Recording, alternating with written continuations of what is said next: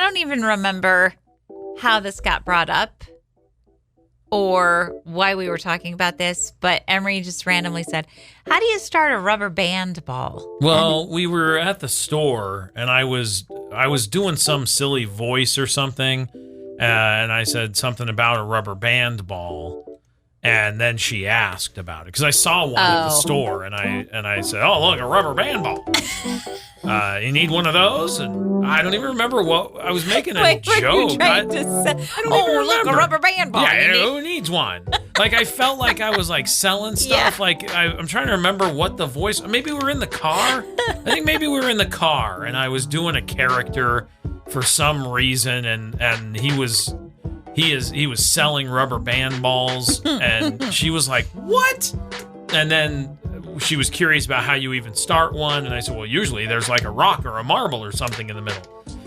Which is a lie. Those rubber band balls are a lie. Why? Because it's not just rubber bands at all. Well, it has to have a core. Yeah, I know, but it should have a core of rubber bands. How? Roll one up? Yeah. That's not big enough. It'll take you forever to build a rubber band ball that big. If you take like squish a whole bunch of rubber bands together and then form your rubber bands around that. Rubber band core. Yeah. But it's going to take forever. Why? Because they're going to try to do unrubber bandy things. They don't like to stay all in a ball. The second you put them in a ball in your hand, you open your hand and bloop, you got rubber bands. You don't have a ball sitting there. It's not malleable. They're made of rubber. Yeah. Yeah. If you use a marble, like a big marble, or you use a piece of tinfoil rolled up in a ball, you need something. Settle down. It's not a lie. It is a lie. It's just you need a core. You need a good core to wrap your first rubber band around. And then after you start wrapping them and it gets bigger and bigger and bigger. That's what I'm saying. You take rubber bands, a handful of them. Good luck. I'm going to try it today. I have a whole bunch of rubber bands at work. Oh, you're going to start a rubber band ball? At work, yeah. And then my boss is going to say, what are you doing? I'm like, don't worry about it. Proving a point. This is for my other job. Right. And you're going to, here's what's going to happen. So you're going to go through this whole process of trying to start this rubber band ball. You're going to try 3 times and it's not going to work. And you're going to go, forget it. I'll get a marble or a piece of tinfoil. No way, dude. You don't know me at all. Yes, I do. I'm gonna see. Neener. I'm gonna see this one through. Yeah, you're gonna see it through 4 times, and then you're gonna go, no, it isn't working. But at least I tried one more time than he said I would. So 5 times now we're up to 5 trials. Watch me. Okay. Oh, now I'm so mad at you. I'm going to do it just to spite you. Yeah, I am. Except what's really going to happen is you're going to get busy or you're going to forget. And I'm going to go, where's that rubber band ball? And you go, I couldn't be bothered. Or you're going to try it, you're going to fail and get frustrated and then pretend like you didn't try at all because you lost interest in it. That's one of those 2 things is going to happen. It won't be successful. You don't know me. I do know you. All of the things I have said are 100% accurate to what is actually going to happen with this rubber band ball experiment. Tell me I'm wrong. No, you are wrong. Really? Yeah, really. About what part? All of it. Oh, yeah? I'm going to make a rubber band ball out of rubber bands solely rubber bands. And I'm not going to give up. And I'm going to try it. And I'm going to keep going until I succeed. And then I'm going to present to you a rubber band ball. And you're going to be like, I'm amazed. And I'm going to be like, I know. You're going to present a rubber band ball. I'm going to take it apart and figure out what the core's made of. And it's not going to be rubber bands.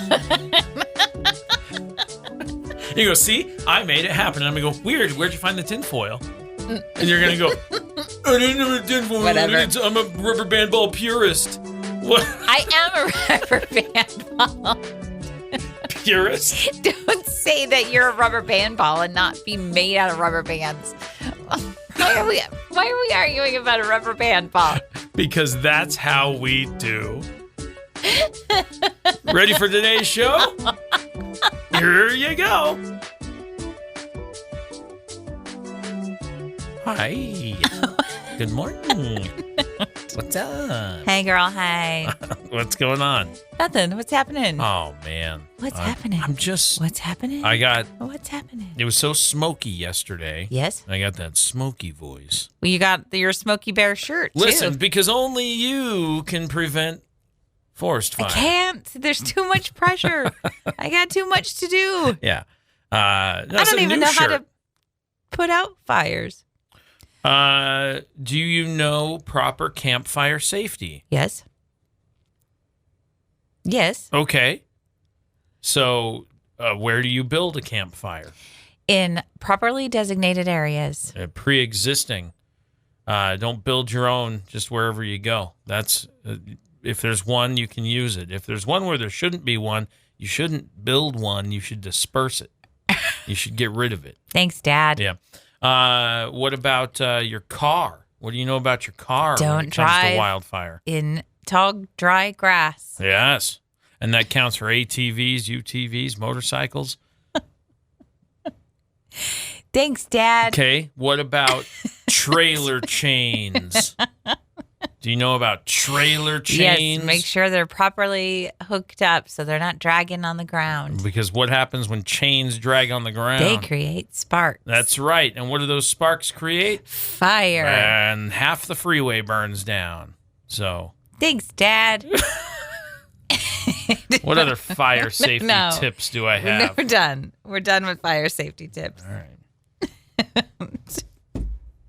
It was so smoky yesterday. It was very smoky yesterday. And I'm glad it's a little bit more cleared up here today.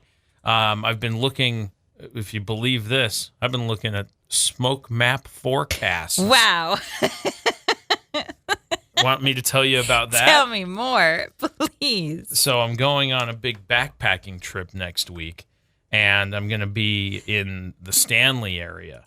And so I'm trying to look at what kind of smoke am I going to be hiking in that part of the state, because it's further west and it's higher altitude. Uh-huh. So there's a good chance that it's not going to be great hiking conditions where smoke is concerned. You want to see a smoke forecast? Sure. No, I'll show you. It's pretty exciting. Just tell me if you're going to have a lot of smoke or not. That's all I need to know. Well, as of right now, when I look at the 48-hour map, just the 48-hour forecast, there's a light haze over East Idaho.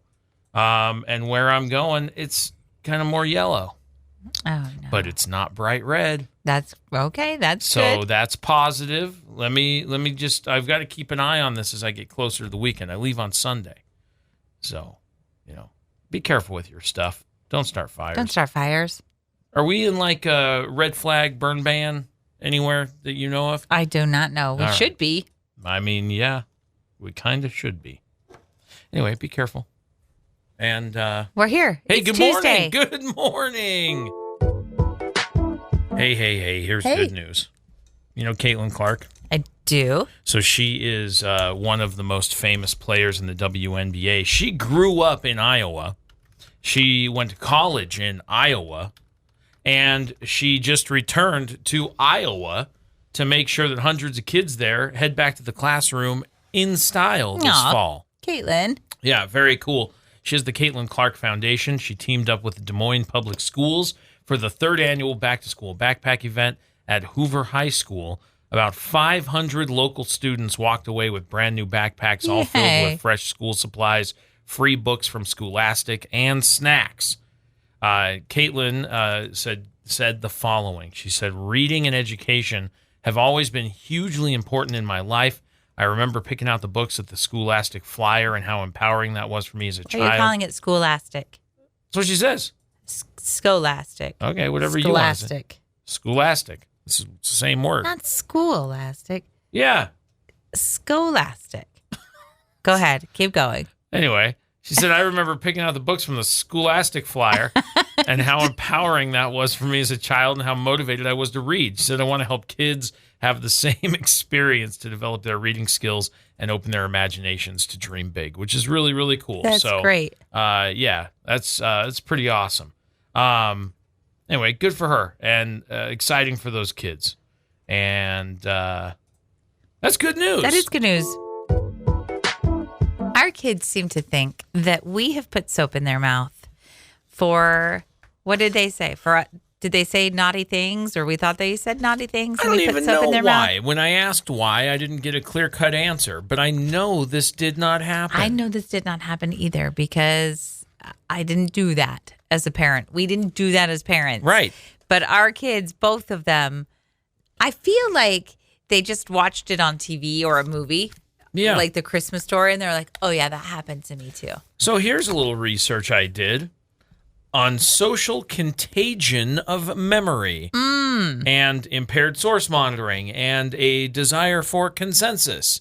What? I think they've made it up. That's what I think. It does say that sometimes there's a high emotional stress and trauma situation that can happen that can reduce the brain's activity to perform source monitoring, which is the process that determines whether a memory came from personal observation or from hearing someone else talk about it. Yeah, that's what I think that's what's going on. I don't know what the initial trauma stress thing was, or if they're just doing a goof. And they've just gone so far in on the goof that now they believe it. That now they believe it. Yeah. Because our son will do this too, where he's heard a story so much that he's like, no, I was there. And we were like, no. You weren't there. Right. He's like, I was. And I'm like, no, you've heard this story so much that it feels like you were there. Yeah. And it says that if a person or a pair of people or even a full group undergo an intense emotional event, they often seek validation and a unified narrative, which causes members to unconsciously alter their own recollection to match the group, which I think something along the way happened and they got in trouble or something and they decided, they're going to put soap in our mouths, which is not a thing we do. We did not. And now I'd like to ask them what kind of soap it was. Let's get some details. Right. Was it bar soap or was it liquid soap? Because there's no way bar soap ever happened. No. And liquid soap? Who does that? Taste this dish soap. And how old were you? Give me more memories. They're 5 years apart. Mm-hmm. So the memory of, even if Emery was 5 and Beck was 10, those are very different ages to remember something. We didn't put soap in their mouth. I know. I don't know what it's going to take to convince them that is not a reality. That's not a memory that's real. Here's a real memory that neither of them will confess to. The thumbtack? The thumbtack in the pumpkin. You had a small pumpkin on display in the windowsill. Years and years ago. Yeah, it was a long time ago. And you also hang up all your decorations with little thumbtacks. Yes. And someone stabbed your little pumpkin with thumbtacks. Uh-huh. And no one will confess to it. And this has been a long time ago. And they've each pointed each other out. Yeah, no, I didn't do it. Beck did. Yeah. No, Emery did. Yep. Nobody will confess. Someone put the thumbtack in the pumpkin. And I'm going to tell you, when we solve that mystery, we'll figure out the soap thing. They're related, probably. I think you put the thumbtack in the pumpkin. Nope. Everyone's a suspect. I found the thumbtack in the pumpkin. Oh, did ya? You found the murder weapon, did you? Mm-hmm. What? You found the dead body on the ground with the knife in her back. No. Mm-hmm. I found the pumpkin with a thumbtack in the window. Mrs. White in the parlor. Okay. So. A clue. Anyway, I think it started as a goof, and they've just honestly they've had it running so long that they now they're convinced. I know. Yep. Oh, look at us saying each other's sandwiches. That's so cute. No, Josh. Saying each other's sandwiches. Yeah. Quit saying my sandwich. I don't know what started this argument, but just me talking. That's what starts every argument. I start talking, and you're like, "No, that's not right," and I go, "Yes, it is," and then we're off. We're off to the races. No, but really, you don't remember how it started? I don't remember what we were talking about, but I was talking about all the many breads. And you said no. Because if you said in that context, look at all of these breads. Yeah. Yeah. See, now you're confused about whether or not I was right. Because you said breads is the plural of bread. And I said, no, bread is the plural of bread. So I did some research. I knew you would. I knew you would. And we're both correct. I know. I looked it up too. If you can handle that. Because bread is an uncountable noun. So it doesn't have a plural form like the word breads. However, the word breads is used only when talking about different varieties or kinds of breads. Right. Like, look at all of my breads. And my argument at the time was if you went to Great Harvest and you looked at all the breads, that's plural breads. And you said, no, that's all bread. I don't think I sounded like that. You're right. You didn't. But close. It's a pretty close impression. If you had... Now? If you had like a bag of bread.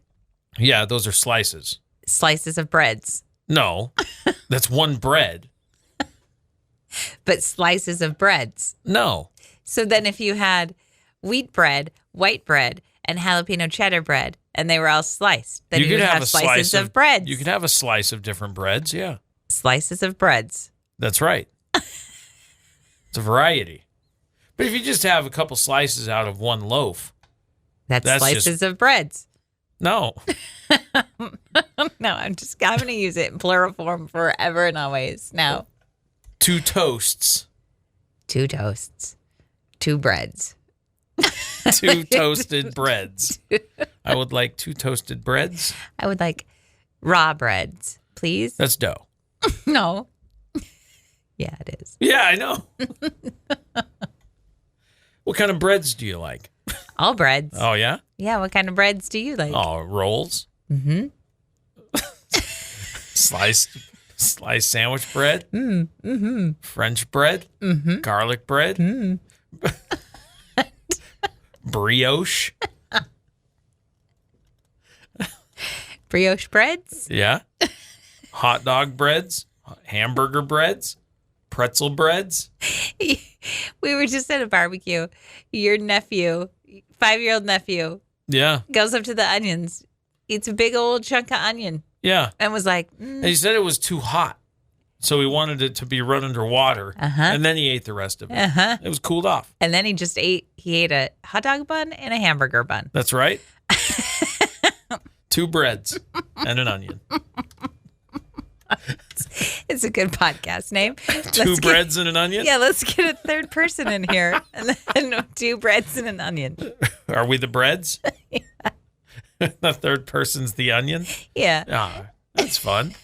2 breads and an onion. Anyway, yeah, it's breads. When there's multiple kinds of bread. That's right. It can be. It can be. The way you were using it was incorrect. I don't know about that. But it can be breads if you go to Great Harvest. Look at all my breads. Look at all these breads. If you go to the bread aisle, lots of breads in that aisle. I want to go to the bread aisle. What do you want? Bread. Bagels? Yes. English muffins? No, English muffins are no. No, thank you. What about those bagels with the raisins in them? Sure. I like those. No. Stop making that face. I don't like it. What? That's the raisins in my bread face. I don't like that. That's like pimento in my bologna. Who wants that? Good guy Josh. Let's talk about good guy Josh What's that for mean? a minute. Sometimes you do things that are like nice. Oh. And I say, oh, that was so nice, Josh. For instance, we're driving along in the car. Yeah. And we go to turn the corner and you take down your visor because you know the sun is going to hit in your eyes the second you turn the corner. That's fact. And then you reach over and pull my visor down too. Uh-huh. Oh, indeed. That was so nice, Josh. Well, you were occupied and I just thought, I'm doing mine. I might as well do yours. It was nice. Oh, well. Good guy Josh. That's what I'm here to talk about. What other good guy things do you do? Are there others? Give me a minute. Let me think about it. Okay. All right. I'll just be right here. You let me know when you're ready. Do you often do that where you preempt the visor? Where you go, oh, I can see that sun coming. Yes. You do? Oh, yeah. I never do that. You don't look ahead?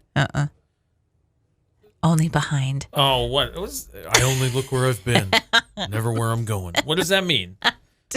Look ahead. We had been driving, and I had noticed that the sun, when we went past some roads and some houses where there are gaps in between, I had noticed it was kind of flashing me in the side of my face. Aha. And so I was aware that when I turn to face it, it's going to be in my eyes. Yeah. And so I just said, I'll just put the visor down now. Then you thought, I'll put Chantel's down too. That's exactly a good guy. That's a good guy thing to do. I didn't think that's a good guy thing to do. I thought, my hand's already up. I'll just hit that one too. You did it without even thinking you'd get any accolades for it? That's how you're supposed to live life. You really are a good guy. You're just supposed to do things that are nice for other people. But what about people who don't recognize that you're doing nice things? They are all over the place. I know. That's the only reason a lot of people do anything nice. Well, I was just trying to keep the sun out of your eyes. Success. You did it. Success. Great success. Look at that. So I suppose you're welcome. That is a thing I did. So. And I said, when you put it down, I go, thanks, Josh. That was so nice. And Emery goes, what'd he do? What'd he do? I said, he put my visor down. Yeah. So the sun wouldn't get in my eyes. And she went, oh. She thinks we're gross. I know. How gross that we like each other. She's like, stop it. Yeah. Stop hugging. So she says all the time. Stop hugging each other. Go away. Yeah. No. Look away. Mind your own. That's what we always say. I do not. Yeah. You do. Mind your own.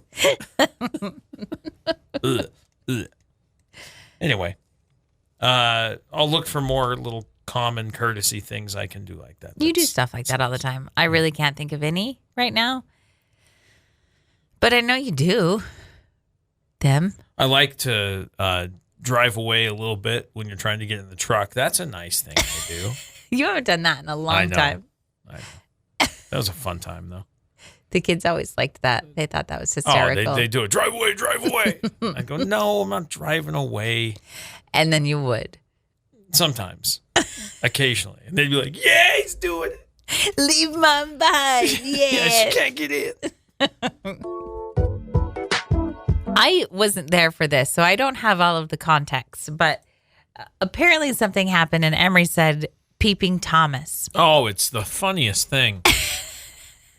I think she told it to the dog because the dog just sits there looking out the window all the time. Yes. Watching the neighborhood, alerting us of squirrels. This morning there were 2 squirrels in the front yard that were chasing each other around the tree, and she was having to come apart right after you left. Okay. And she was barking like crazy at these squirrels. And then a dog walks by, with a human on a leash, and they walk by. And the human was on the leash? You know how it goes. And she goes crazy. And then if there's kids outside on their bikes, she goes nuts. And she's just constantly peeping out the window. But go ahead. I was going to say, Emery called her the Peeping Thomas? Yeah, because at night, we draw the curtains in the living room, and she sticks her little head between the curtains, and she won't go to bed. No, she's just watching the neighborhood all night, making sure everything's safe. And so we have to put a pillow up to hold the curtains closed so she knows, like, it's bedtime. Quit watching your show. Go to bed. Turn off the TV. Right. And so I think at one point the dog was just standing there with her head between the 2 curtains, and Emery said, quit being a Peeping Thomas. I said, a Peeping Thomas? You used his full name. Peeping Tom. What? You mean a Peeping Thomas? I like Peeping Thomas. I do too. I think it's hilarious. So I don't know where that came from, if she made it up or if it comes from something, but it made me laugh. I went, always and call that's it what that. we keep saying. We keep calling everybody Peeping Thomas. Anytime you go for a walk around the neighborhood and you're trying to see inside people's houses, what are they watching on TV? Quit being a Peeping Thomas. Stop it. Thomas J. Oh, that's my girl. Yeah. That's a different one. He was not a Peeping Thomas. You don't know that. Might have been. Well, he couldn't see without his glasses. I know that much. So, if he didn't have his glasses, he was not a peeping anything. He was an unpeeping Thomas. That's right. Where did Peeping Tom come from? Oh, I'm sure it's a long time ago. There was a guy named Tom who was a little bit of a peeper. That's probably where it came from. I know where it came from. Lady Godiva. The chocolate? Lady Godiva. Yeah. Okay. She rode her horse. Yes. Through the town. Right. To force her husband to lower taxes. Right. And she told all the people in the town to stay inside and close their window shutters so that no one could see her because she was did unclothed. That nude, yeah. You know this? Yeah. I don't think I've ever heard this. Yeah. And then there was a local tailor named Tom. Oh, Tom. Who couldn't resist. Yeah. And he peeked through a hole in his shutters to watch her pass. Tom. And he was instantly struck blind. This is what the legend says. Okay. For breaking the rule. Well, it's what you get for being a Peeping Thomas. Don't be a Peeping Thomas. That's the rules. Okay, so we had a barbecue over the weekend. Yeah. At your mom's. Mm-hmm. And you said this is all of my comfort foods. These, I haven't had a lot of the barbecue foods in a long time. So there was homemade macaroni salad. There was homemade potato salad. There was pork and beans and ruffled chips. There were so many things that I was like, this is a barbecue from my childhood. I felt real at home. Yeah. It was nice. I liked that for you. Yeah. I did not like the pork and beans and chips. At least you tried it. When we were first dating, the first time I went to like a barbecue at your house, you guys had cold pork and beans. That's right. And ruffled Not chips. baked beans. Nope. Let's be clear. This is pork and beans from a can and Ruffles potato chips. And I went, oh no. And it's just like a dip. Like a dip. That's right. Just say it like that. Using Ruffles potato chips with pork and beans is a popular budget-friendly comfort food combination, prized for its salty, sweet flavor and contrasting crunch. This is a real thing. I know you loved it. That's not my favorite snack. It was a but good I'm snack. happy that you got to have that. Yeah. We also there was pasta salad. There was like a macaroni salad. And I was like, ooh, that looks good. I put it on my plate and I saw some little hairs in there, like some little fibrous hairs. And I looked at it and I went, they're not hairs. No, there wasn't hair. I go, is this tuna fish? Yes. And your mom goes, yep, it's for the protein. And I went, no, the eggs are for the protein. No. And that's a good salad, and then I got real sad because I didn't want tuna fish in it. It's very good. But I had already put it on my plate. And so I did like a sad thing with my spatula. But then you ate it. It was good. It is good. I said out loud, I said, doesn't this have peas in it normally? And she's like, it has veg-all, so whatever. You get what you get. It's like fruit cocktail. That's like you know, if you have the fruit cocktail, somebody gets the one cherry. So I didn't have peas in my spoonful, but they were probably I didn't have peas in my spoonful either. Yeah. My family, my sister specifically loves onions, and so she puts a ton of onions and everything. Yeah. Your mom does not like onions. Correct. And so as we're sitting there eating, you said, not an onion in sight. No, there's not a single one. There's no onions in any of this. So, it's not your sister's barbecue. It is not. Nope. It was fun though. That was kind of cool to have some of the. I gotta look up that macaroni salad. See if I can find that That recipe? Yeah, let me see if I can find it. Why? Why, Josh? I don't know. Josh, are you going to make it? Could you leave out the tuna fish? Josh. It's a classic veg-all salad. Classic. Yeah, it's just like a tuna salad with the macaroni in it. It's good stuff.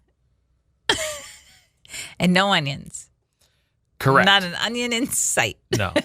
But I was real at home. I was like, this is backyard barbecue. Yeah. I was very familiar. Very comforted. Yep. That was fun. It was fun. And thanks for trying the beans and ruffles. I did try them. I've tried them before. Yeah. And I didn't like them then. Beck didn't like it. Emery wouldn't try it. I'm not Beck a fan. went, no. And I went, you're missing out. Well, More for me. He was turned off that it was cold. You should try Because it. the pork and beans need to be warm. No. I said, no one should be eating pork and beans. They're good. Plus, similar to fruit cocktails, somebody gets the one pork. Oh, stop it. I was watching a TikTok a couple of weeks ago, and there was a dude that was riding his bike, and he was kind of like a surfer dude, and he was just chill and relaxed, and he was on the beach. But he goes, I'm here with my hottest homie, and he pans to his girlfriend, wife, whatever, Yeah. and I loved it. And Hottest I was like, homie. You're my hottest homie. Yeah. And so I made a post about our anniversary on my On social media pages. Yeah. And I said, Emery, what do you think about this? I think I said, I had the best time with my hottest homie. And Emery read it and she went, Your hottest Your homie? hottest homie? Yeah. Who's that? I go, it's Dad. Right. Dad is my hottest homie. And she goes, did you post that? And I said, yes. Look, I'm proud to be your hottest homie. Oh, That's nice. that is nice. I have a lot of homies. Well, I have a lot of hot homies. I was going to say, if I'm the hottest, you're hanging out with some questionable folks. With some uggos? Is that Hey. I wasn't going to say it. I was not going to go mean. I just was saying, if I'm the top of the hot list, you got some bad looking peeps.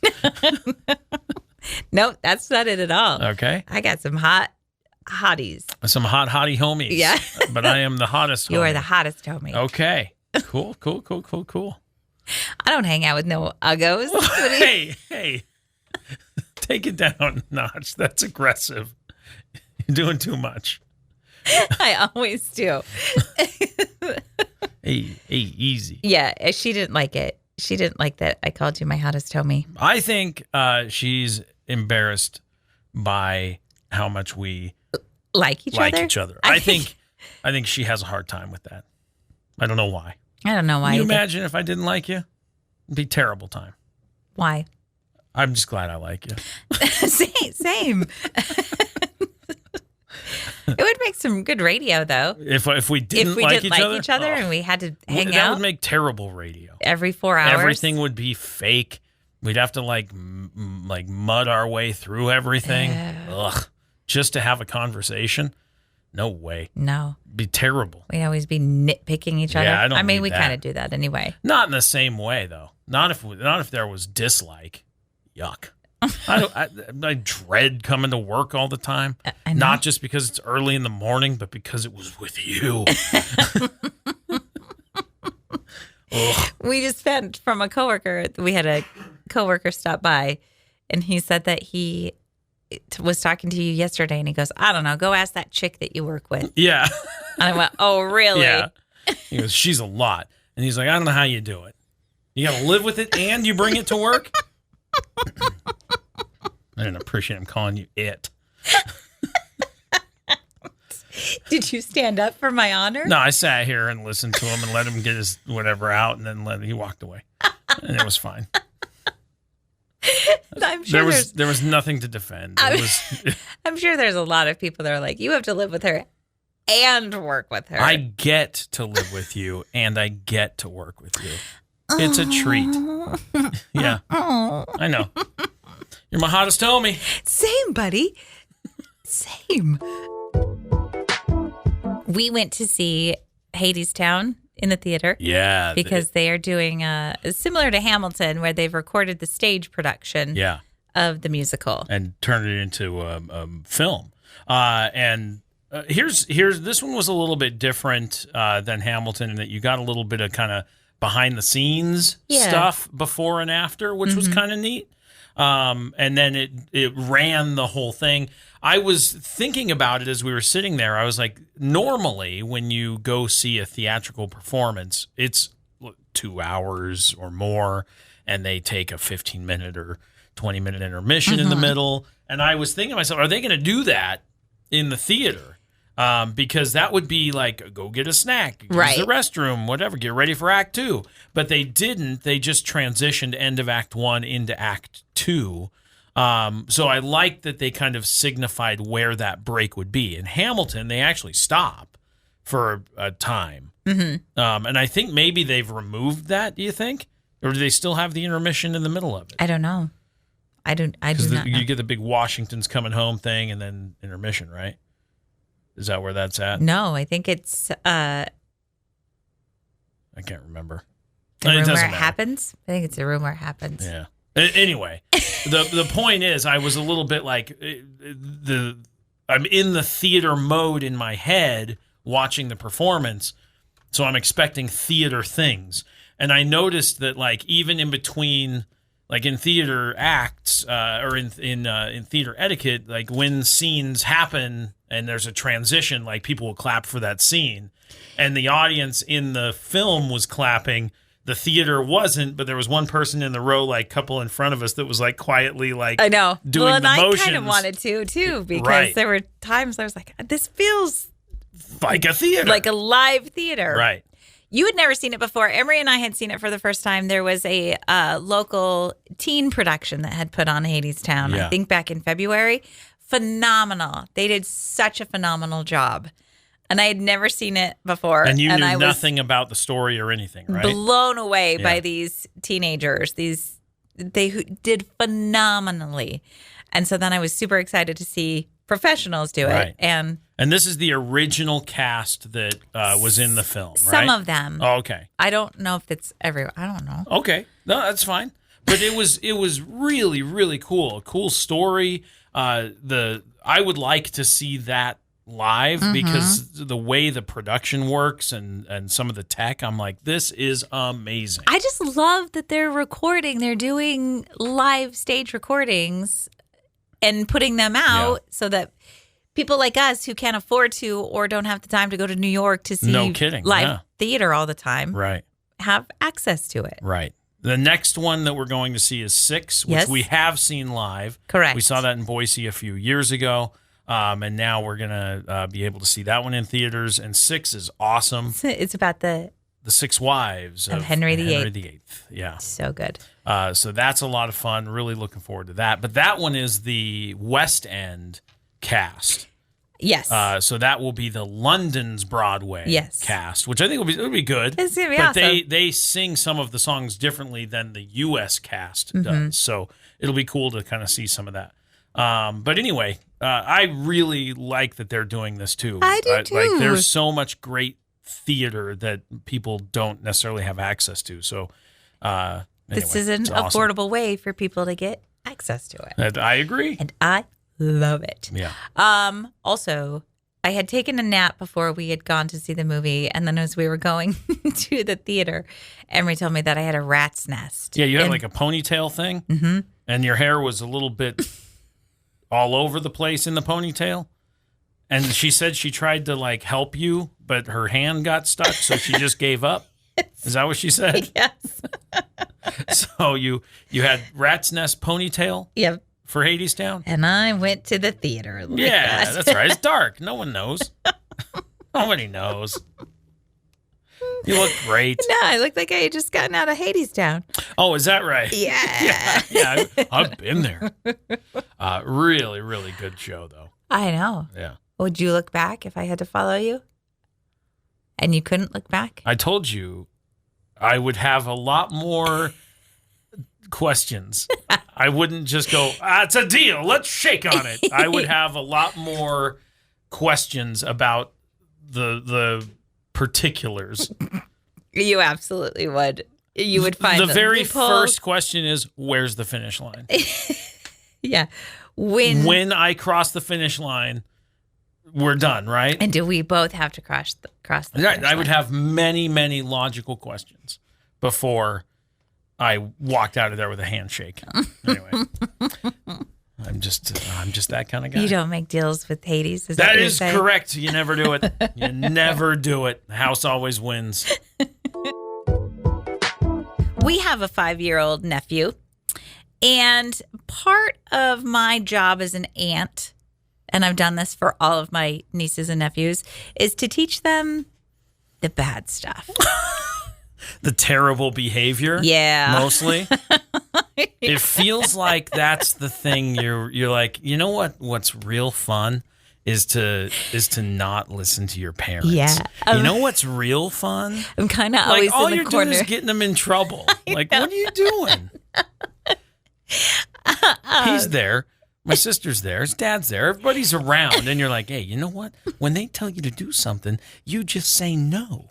You know what's more fun than doing the thing they want you to do? Is to tell them no. He had like nothing to do with you. He did it. He was like, why are you telling me to do the bad things? Yeah, he really was. He recognized the behavior and went, why are you telling me to be mean? Yeah, we were, it was getting later in the evening, and I said, oh, we got to go to bed. And then I went, I don't want to go to bed. And then I said, hey, Isaac, come here.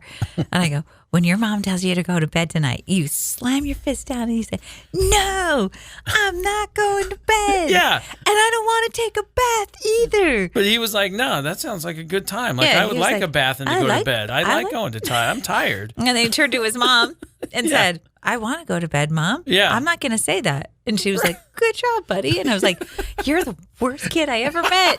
No way. He's the best kid know. because he was not being influenced by your bad behavior. Right. And then I said, and then, Isaac, you can slam your fist down and say, you're not the boss of me. And he said, no, I'm not going to say that. And Right. I went, oh. Right. Why are were- you trying to make me say mean things?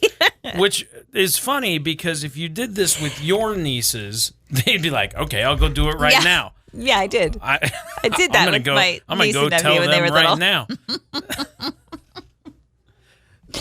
Good kid. He's Yeah. a good little kid. He did everything he was supposed to, and he wasn't impressionable. He was Not like, at all. no, I know exactly what I'm supposed to do, and I'm Yeah. going to do it. Yeah. Oh, well, all right, He's got good a job. Good head on him. He did. No, you're trying to peer pressure me and get me in trouble. He recognized it. He was right away. He's like, I got to keep an eye on you. You're trouble. You are trouble. Yeah. I'm going to see myself out. Yeah. I can't hang out with you anymore. Yeah, no. You're a bad influence. I am a bad No. influence. He puts his hand up. No. We are not going to be friends. You are not a good friend. You're trying to get me in trouble.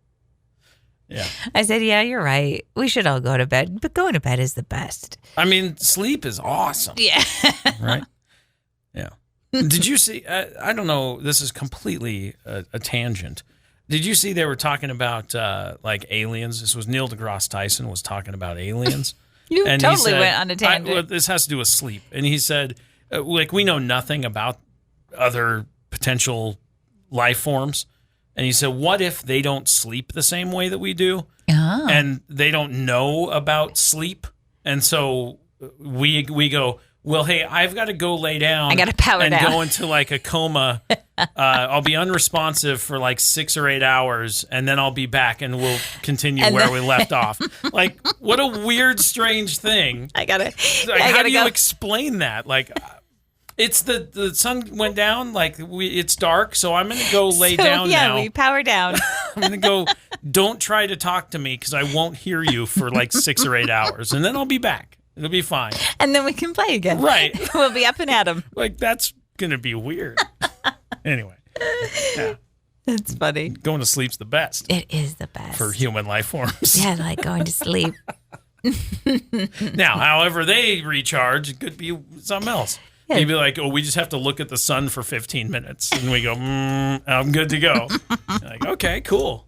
I want that. Give me that. You imagine the stuff I could get done If you just had to stare at the sun for 15 minutes Yeah. and then you were energized again, for the whole day. that'd be awesome. Wouldn't that actually. be cool? Yeah, Yeah. you could get so much done. But Just then what? When the sun goes down, on that part of town. Yeah, then what? Well, no, I would have recharged during the sun times. And so then you're just awake all night? I'm just awake all the time. Oh. I had 15 minutes to recharge my entire self. I just had to stand there and let the sun do its thing. And then I went, okay, good. Good to go. I'm solar powered. I like sleeping. I do too. Sleeping is the best. Yeah, it is awesome. Hey, little kids, listen to your parents. Don't listen to your crazy aunts. Yeah, don't listen to your crazy aunt. She's trying to lead you astray. Would you rather this or that? Would you rather our children inherit your best quality or my best quality? Okay, what's your best quality? Here we go. No, this is going to take 45 minutes. What? Let's settle in for a 45-minute long conversation because we got to get to the bottom of qualities before we can pick. I'll tell you what they inherited from me. Punctuality is a great. No, I'm not saying they inherited that. Our daughter certainly. Yes, but that's a great quality. Yes. I'll tell you what they did not inherit from me. Okay. And I wish that they had inherited from you is from me. No, they inherited it from me, but I wish that they had not. And I wish that they had looked at you. Okay, just say. I will just say. They have anxiety. They're a little bit fearful of a lot of things. Okay. And they definitely got that from me. Whereas you are just like, you're cool as a cucumber in most situations. Sure. And you're just like, what happens, happens. If it doesn't, it doesn't. If it does, it does. I feel a little like, why worry about stuff you can't control? And I wish that they had inherited that. Yeah. They inherited mine that was like, what if this happens? Yeah, they spend a lot of time doing what ifs. Well, what if they say no? Well, then what happens? Well, then they said no. Like, yeah. Okay, and it's going to be okay, isn't it? They got that from me. Yeah. I wish they hadn't. Well, I wish they, and I tell them all the time, I'm like, don't do that. Look at Dad. Go follow Dad's traits. Okay, so let's just, to keep it easy and short. Sure. Because this could get out of hand. Yes. Let's put your punctuality. Okay. It's a great trait. Yes. That my sort of we get there when we get there drives you crazy. Yeah. So let's put punctuality next to not overthinking things. Okay. Which would you rather the kids have? Not punctuality or not overthinking? I would rather they not have the overthinking. I would rather they be late than not overthink everything. Okay. Because I do that, and it's a terrible place to be in your brain. Okay. So. Well, I will go with you if we're comparing these two things. Okay. Because I'm sure there are many others. But yeah. Let's keep it easy breezy. Because it's already been 3 minutes. It's not really. We could spend a long time. Picking this one apart. We always do. I know. I'm going to go with you on that. We're going to go with don't overthink. Got it. Would you rather this or that? So I am headed into the Sawtooth Mountains next week for a big, week-long backpacking trip. It's going to be a lot of fun. I'm super excited. I've been doing a lot of planning for this one for a lot of months, and this is going to be a good time. I'm just hoping the smoke isn't so bad because hiking in the smoke is going to be a struggle. Miserable. But it's going to be a great week. So as I'm kind of getting prepared, we were out of town a good portion of last week and over the weekend. We were just, I really disconnected from social media a lot. Me too. I kind of just was hanging out with you. It was good times. It was awesome. And so one thing that I missed that I got caught up on yesterday, I just sent it to you on Facebook. The Boise County Sheriff's Office posted this whole thing about the Grandjean Campground and trailhead area. Now, this is part of the Sawtooths. But this is on the Boise side of the mountains, not the Stanley and Ketchum side. So this is not where you're going to be? Well, so this is a trailhead system that leads to Sawtooth Lake, which I am going to. But this is on the other side of the mountain. It's on the west side of the mountain range, not the east side. And I'll be on the east side hiking in. But they had a crazy fire back in 2024 that removed a lot of the trees and foliage and stuff. And they got hit with flash floods on our anniversary on the 23rd. They got hit with a major amount of rain. And because of all of the burn area in 2024, these massive mudslides came through in this flash flooding. And people had to evacuate the campground in the trailhead area like immediately. And you can see in these photos, there are trucks and campers and side-by-sides. Yeah, I'm looking at and they some are pictures. Look how buried they are. They're buried Go ahead. like the tops of the doors. It's crazy. It says more than 12 parked cars and trucks belonging to backpackers were smashed or buried in mugs and logs. There were no injuries or fatalities, Which so is that great was great. news. Holy moly. Yeah, a lot of insurance claims coming out of this one. Ooh. Really, really wild. It's so crazy to see. But anyway, that campground, the Grandjean Campground, is closed until further notice. It will be a long time before they're able to get this all cleaned up. But it's so crazy to see. I mean, they're just there's a really nice looking Tacoma here with the roof rack, and it's a good looking truck buried, just buried and broken, and it's just wild. I can't believe it. I know, that's insane. Yeah, isn't that wild? When did this happen? On the 23rd. Okay. Yeah. On our anniversary. Yeah. And it just came through and pushed everything around, and the pictures are just astonishing to me. Yeah, that's crazy. I mean, I know water has power, but look at the boulders that were moved, and it's powerful, very, very powerful. But that's in the area that I'm going to be backpacking. It did so say that they finally did reopen the Grandjean and Banner Summit, so they have reopened the state highway. The highway was closed too because of mudslides. Yeah. They had to move a ton of dirt to get that highway open. But that reopened. And again, I'm fortunate that we'll be on the other side and that this has already, happened and passed. And as of now, there's no rain in our forecast. But that is super, super nuts. Crazy. I can't imagine being caught in that. Flash flooding like that is pretty crazy. So anyway, be careful out in nature. It's a lot of fun. I like going on adventures. But boy, is that a scary one. Well, everything can change in a matter of seconds, just like the wind True at story. the art festival over the weekend. No kidding. It's crazy. Anyway, wrap up the show, eh? Jeez Louise, way to bring down the mood. I just thought it was kind of fascinating. It is fascinating. Yeah. If you haven't seen the pictures, they're on eastidahonews.com. You can see them. Have a great rest of your Tuesday. We'll be back tomorrow. What's tomorrow? Wednesday. Yeah. We're almost halfway through the week. Yes, we are. Isn't that cool? All right. We'll see you back here tomorrow. Have a good day. Goodbye.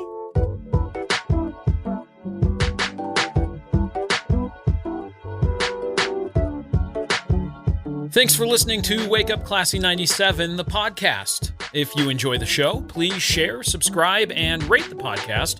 Wake Up Classy 97 is hosted by Josh and Chantel Tyler and is a production of Rubberband Media Group. For more information or to contact the show, visit riverbendmediagroup.com.